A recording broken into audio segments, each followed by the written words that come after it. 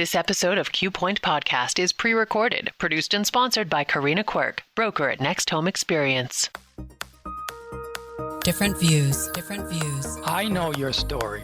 From different Q's. Incredible job. He's David Quirk. You brought it up. And she's Karina Quirk. Imagine. This is Q Point. Joining us now in studio is Chief Technology Officer at Flexware Control Technology, Jim LaBrecque. Thank you so much for joining us. Good morning, guys. Good morning. Thank you for coming in.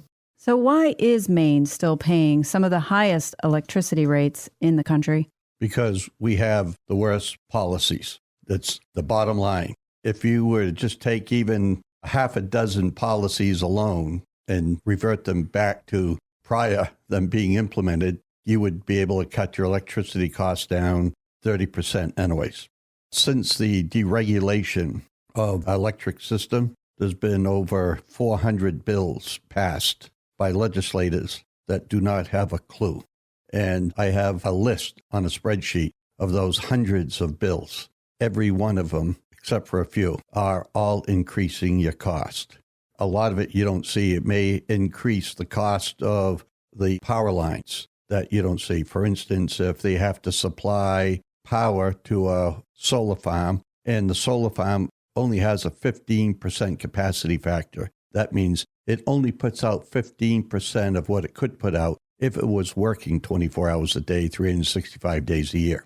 But because the sun's not out every night, it's short days in the winter, it's cloudy, snowy, and rainy, it only puts out 15% at the end of the year. Well, 15% is 1/7 of 100. So you cannot afford to build any kind of electrical infrastructure and only use it 1/7 of the time. The NECEC line, the big power line coming down from Canada, is close to 100% capacity factor. That's 7 times better, or 1/7 the cost. So you're not flowing electrons through those lines all that night, all these rainy days and stuff, but you're still paying for the system. So the cost per unit goes up as the number of units through the system go down.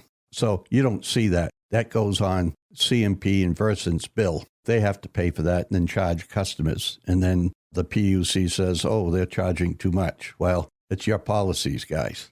You said by law, this is what you want to do. And I'm not here to defend power companies. I'm here to defend the truth. And I can say that the power companies are doing every single thing they're forced to do by law.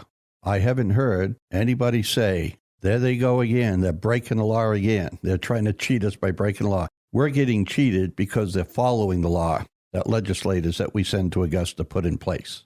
That's what's happening here. Now, the utility companies have been converted by the legislature from a good electric utility company, generation and transmission and distribution, to a transmission distribution company that their main function is now a collection agency for all these bad bills. They have to collect all this money for all these bad bills, and people have to write the check out to Versant or CMP, and then they keep less than 40%. They have to give the other 60-something% away.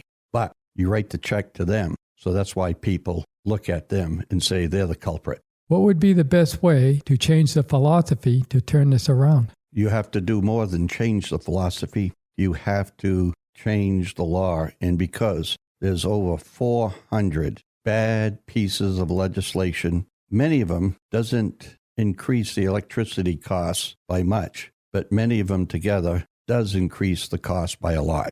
And the only way you can do that, you can't go back to and renegotiate every one of those 400 bills. It took 30 years to get to this point. So what you have to have is a omnibus energy bill. And you have to put all those bills in there with the opening of the omnibus energy bill that says, notwithstanding, boom, all these other bills. And it's going to take quite a bit of work because it's intertwined mess like you've never seen before.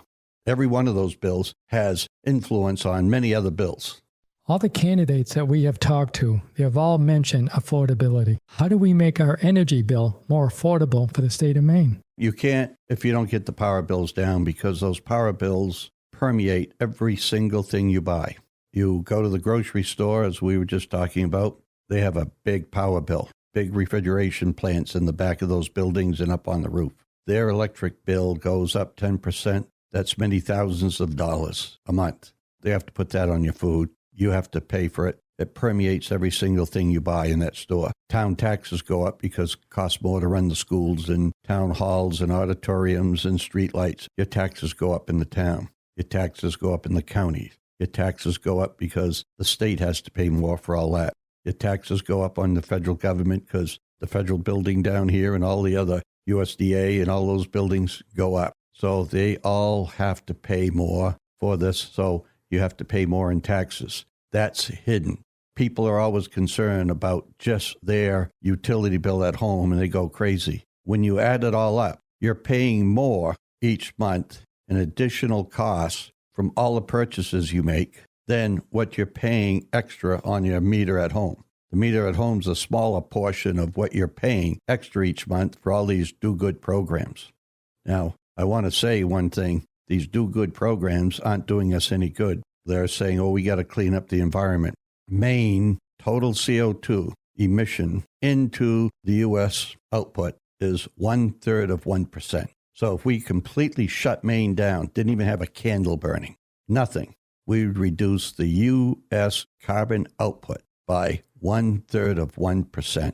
Why are we spending billions of dollars on this so we can say we're green?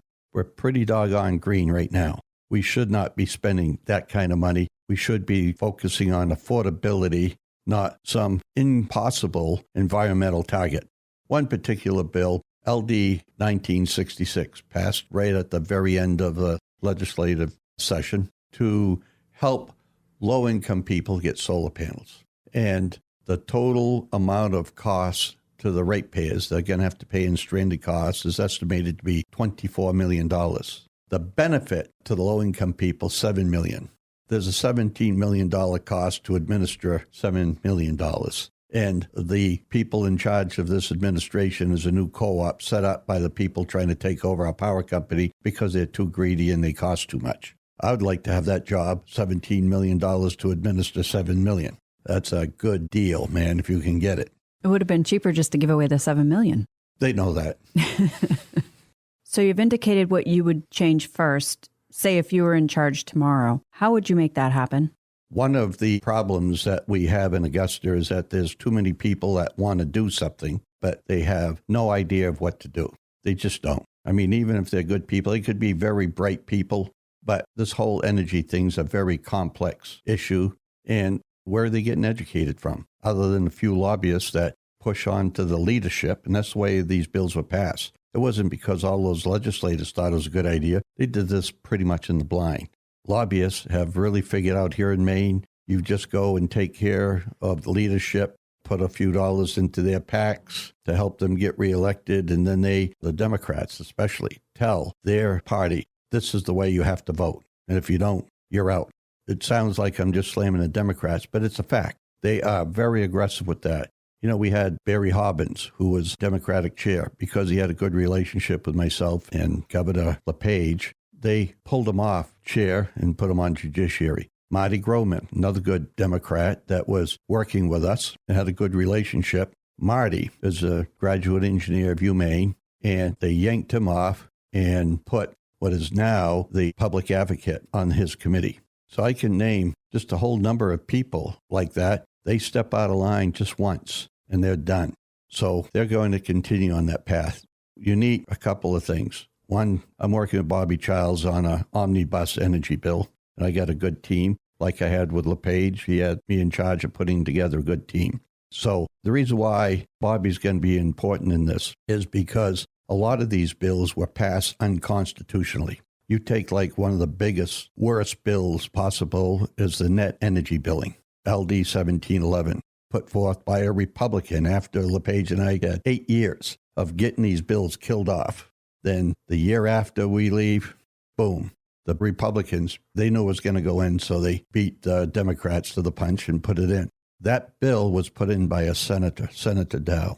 It's a revenue bill. It's a bill clearly to take money from one part of our population to give to another part of our population. That's a tax. Because you can't opt out of it. You can't say, no, I don't want to pay anything. Versin or CMP, I don't want you to charge me, and I'm not going to pay anything that comes under LD 1711. You're compelled to pay it. That's what makes it a tax according to the Obamacare. Remember when there was a big U.S. constitutional hearing on that, and Chief Justice Roberts says it's a tax. That's why they can charge it. And a tax consists of two things. One, you have to be compelled to pay. And number two, you don't have to get any of the benefits. Those are the two things. So they said it's a tax. Well, it's the same thing here. So they put in a bill that is a tax. Maine Constitution says revenue bills can only be initiated by House members. Now, prior to that, before Governor LePage and I left, it was Tom Saviello that put in a bill.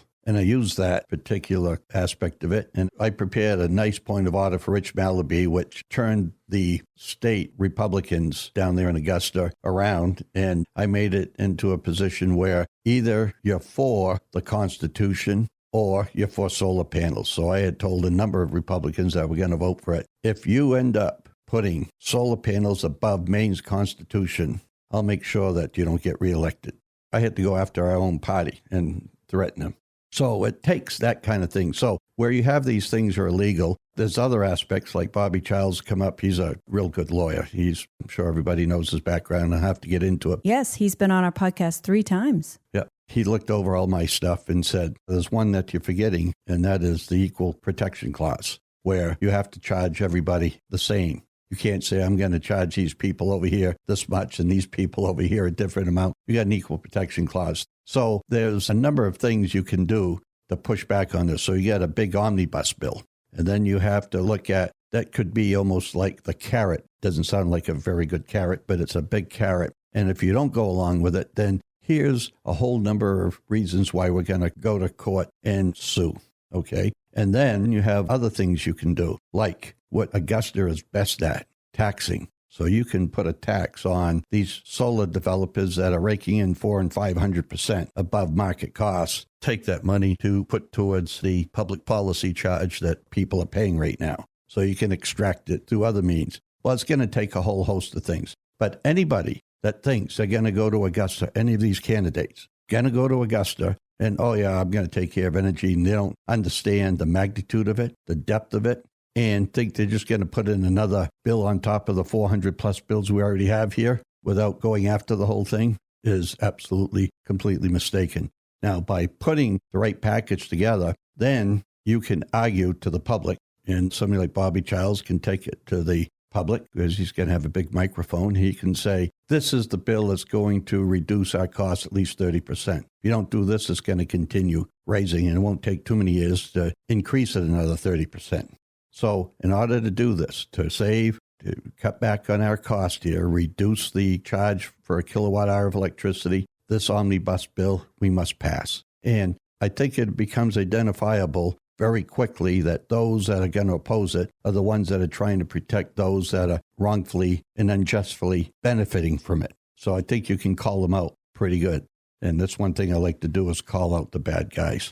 So just so everyone's clear, earlier you stated that if representatives or senators step out of line with the Democrats, that they're out. And then you kind of alluded to that would be the way you would approach it as well. But can you just clarify what you meant? Sure. The difference is that when I went after these people in Augusta and said, if you put solar panels above the Constitution, I'll make sure you don't get reelected, versus what the Democrats are doing. The Democrats are doing things that are contrary to the public interest, contrary to the law, and contrary to the Constitution. That's different than in this case, I'm trying to force these people into complying with the Constitution and complying with what's in the best interests of the public at large. You are listening to Q Point Podcast. I'm Karina Quirk, co-hosting with my husband, David Quirk, and we are having a conversation with Chief Technical Officer at Flexware Control Technology, Jim LaBrecque. So what are your thoughts on these AI data centers, which we almost had the first moratorium in the country, but it was vetoed by Janet Mills? Yes, I have, unfortunately, more things to say about this whole matter than we have for the rest of the podcast. Let me see how good I can do in trying to compress it. One of the things I try and do on the public airwaves and stuff is try and educate people, because if you educate them, then you don't have to tell them which way to vote. in what's in their interest. So I look at data centers today the same way you had to look at electricity when it was first coming out. People could not envision what electricity would bring to life here in America, how important it was to the standard of living that we enjoy today. They just looked at it back then as a generator's going to have a few people downtown generating electricity. It isn't going to produce many jobs, and it's just going to give you electrical lighting instead of gas or candles. That's all they looked at, right? They could not see motors. Look at the work that motors do for us around the whole country. You can't have refrigeration without motors. They use almost a third of all the electricity to run their electric motors for all the refrigeration and air conditioning. The electricity, you can weld with it. You have electricity that you can entertain and compute and light, and you can take x-rays and so many things you can do with electricity that was never envisioned when they were just looking at the light bulb and fighting over whether or not they wanted an electric light bulb and whether they wanted wires hanging in the streets that kids could grab a hold of and get electrocuted. And remember, Edison built an electric chair out of that to try and scare people away from AC power. And there was a lot of controversies. Well, we're feeling the same thing today. People don't realize that an AI data center is nothing more than a converter where it converts electricity to intelligence. And it's going to have an impact in magnitude many times greater than what electrification has done for us, because it's intellectual power versus physical power. If you look at 1 horsepower is 746 watts, so that's 7.5 100-watt light bulbs. That's 1 horsepower. Well, a human being at best can sustain about 35 watts if you put them on a bicycle with a generator. In fact, that's what I used to lecture on. And then Dr. Mikowski, head of computer science at the University of Maine, had a bunch of bike pedalers to pedal this new supercomputer he had, and they couldn't keep up at 35 watts. And these were all guys with their suits, and they're all bicyclists. But anyways, doesn't matter. It's like 22 people. Well, if you have 22 people just for 1 horsepower, and you look at how many people you need to pedal the amount of energy that each one of us are responsible for, that's 10 kilowatts. You need several thousand people for every man, woman, and child here. It's not just the electricity used at home. The electricity, you go down through Bangor and you look at car dealerships and supermarkets and malls and motels and shopping centers and schools, and you look at the air base and the airports. The electricity used is just a very small part of what you use at home. So you need to have, I think it was like 2,500 people pedaling for every man, woman, and child 24 hours a day. It takes over 2 million people to pedal an aircraft carrier through the ocean.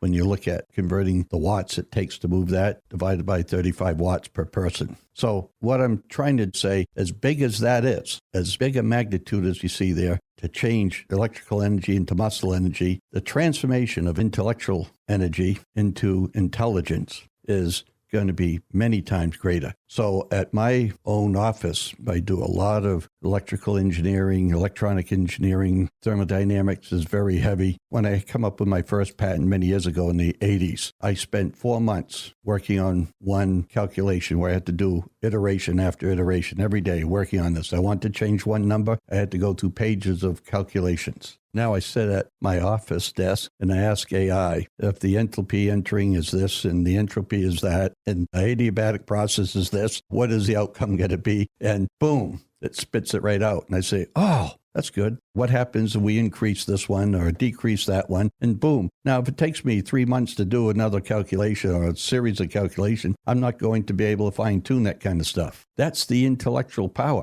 I would have had to have a whole big team of people to try and keep up with that computer, a big team of people. So it's very important that this AI stuff, we lead in it, because I'm just a nobody compared to the value of the stuff here is. I have to find complicated things. This morning, this is no kidding. This morning, I wanted to know what the beta value was of a certain negative temperature coefficient thermistor. And I wanted to know what somebody else used. For me to be able to find that would have been very, very tough. And it comes up with it, and then I say, give me the beta curve on it. And it comes up with a nice curve on it. If you gave me 10 men, I couldn't have done that this morning.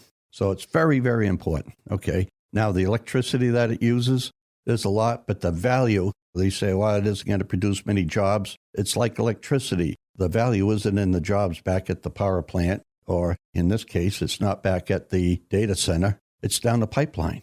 down that fiber optic line is where all the value, like I'm talking to you about, is playing. Just like with electricity. It's not the value back at who's working and how many jobs you're employing, making electricity and delivering it. It's the electricity value down the line, converting all that electricity to muscle or converting that electricity into intelligence. So that is very important. Now, I grew up in Jay.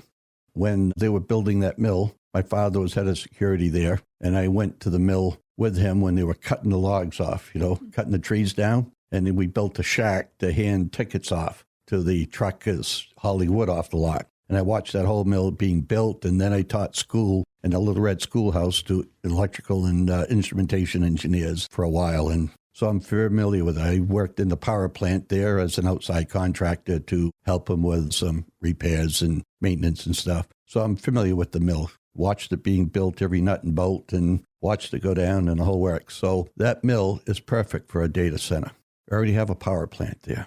We already have a water system where they have a water filter building that can filter out millions of gallons of water. Now, the data center, there's two ways you can cool it. Through evaporation, where you take water, like evaporation coming out of the VZ power plant here, for instance, right? And you evaporate it, and as you evaporate it, you have to add more water. Or, in this case, you can take water right from the river, basically, filter it out some, run it through heat exchangers, add 5 degrees to it, and then dump it back into the river. That amount of flow relative to the flow of the river isn't going to change any biology or anything. So this water issue is not an issue. They got their own electricity there, and employment would be good for that community, and the tax base for a $500 million project would be tremendous. It's a no-brainer. They should have used AI to figure out whether they should have voted for it or not.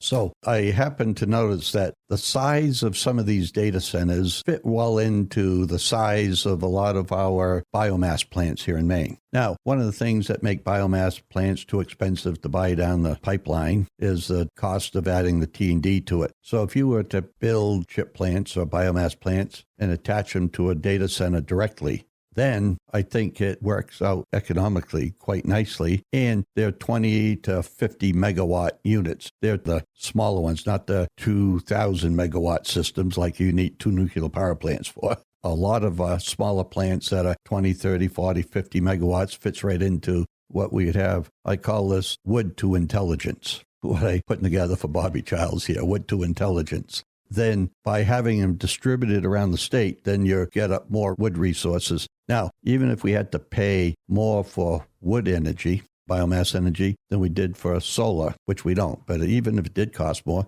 the benefit is that all those jobs stay here. All the wood cutting jobs and the trucking jobs and the mechanic jobs and on, all that money stays here. Now, this is real interesting. When you buy solar panels, all that money leaves the state. The companies from out of state that are putting up these solar farms, all that money's gone. The only thing left here is our payments for us and our grandchildren for the next 25 years. It does nothing. And why that's so important is that I worked a lot with George Mitchell during the Clean Air Act when there was a hole in the ozone, and I was testifying in Washington, and he loved to tell this funny story about when people down on the coast live off tourists, starve all winter, and they run up their bills, went along, and they had to wait for tourist season to start. And the first tourist that comes into town gets a room, gives the clerk $100. Then the clerk says, wow, and he runs it across the street to the mechanic. The mechanic runs it down to the plumber, and then the plumber gives it to the dentist, and the dentist goes and gives it to somebody else, and the town's booming again. Well, when you just give all that money and you just pump it right out of the state,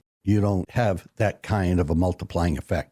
That is extremely damaging. Not just the high costs of solar and wind, but the fact that that money leaves our territory. I used to tell people, what do you think is going to save more environmental carbon? A heat pump that's very efficient and doesn't cost a whole lot, or one of these little wind turbines that they used to put up a long time ago. Remember, you see them all around? They cost $16,500 and they put out $40 of electricity a year. What do you think would save the most amount of carbon?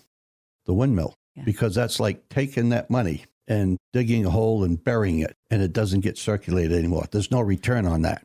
$40 a year is not a return. Whereas the heat pump, you get your money back, now you're going to spend it, and there's nothing you can spend your money on that I can think of that doesn't consume energy. That's why energy and the economy are so closely tied together. Now, you did mention nuclear. What do you think of the small modular reactors that are being done in other countries? SMRs, I think they're going to come here. They have to be here. There's no other choice. We do not have enough oil. The United States has total reserves of 68 billion barrels. You know, when you take something like Venezuela, they're 320 billion barrels. You have the people in Saudi Arabia, they have 280 billion barrels of reserves. And even Iran has like 210 billion barrels. And Russia has 80 billion and U.S. has 68 billion. Well, we use the most amount of energy of any country in the world, and we're less than 5% of the global population. We're like around 4% of the global population. We use 20% of the energy. That is unsustainable because when you take the 20 million barrels of oil we use a day, divide that into the 68 billion barrels of oil that we have in total reserves, that would last us about 9.5 years if we just depended on that. We can't. It's unsustainable. So there is going to be, unfortunately, future wars and fights over resources. And the only way to hold it off is to get a different source of energy resources. And the only one that I can think of is nuclear power. And small modular reactors are going to be a very important part.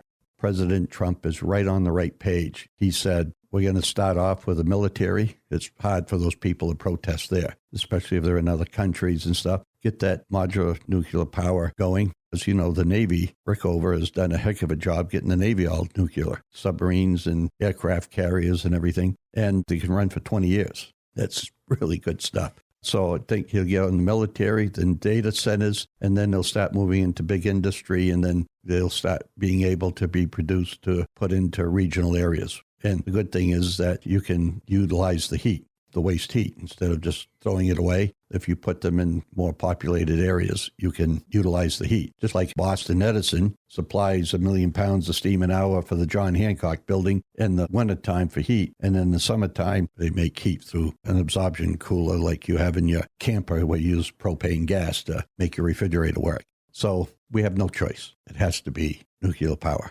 Chief Technical Officer of Flexware Control Technology, Jim LaBrecque. Thank you so much for joining us. It's been an absolute pleasure. I love doing long sessions. I have a hard time with short sessions. It was real difficult for me. Years ago, I would lecture at the university for my engineering group in the capstone program for 3 hours, 3 days a week. And I would say, these are the seniors. I say, I'm not going to feel compressed, so we're not going to be able to get all this stuff across by the end of the year. Then I had to do radio and had 2 12-minute segments. Yes. Right? And without all the visuals and audios and field trips and a well-educated base to start with, it was really compressed. So the longer I can go, the better I can do usually.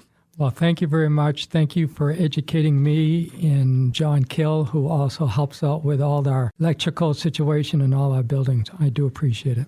You're welcome. We'll have to have you back soon. Oh, yes. You've been listening to Q Point. Follow us at qpointpodcast.com or on your favorite streaming app. This is where you can get the news from the people who make the news. Make sure to join us next time. We hope you tune in. Q Point Podcast invites guests and candidates from all parties to join the conversation. The views, information, opinions, and comments expressed during this program do not necessarily represent those of the host, Q Point Podcast, associates, affiliates, and CQRE LLC. Thanks for being a part of the conversation. The most important voices aren't always the loudest ones. They're the voices of everyday people, raising families, running businesses, serving their towns. That's who we want to hear from. Share your ideas with us online, and let's make sure those voices are never left out. Find us on Facebook or on X or at qpointpodcast.com. We look forward to hearing from you. Catch every episode at qpointpodcast.com or wherever you stream. Tune in and tell your friends.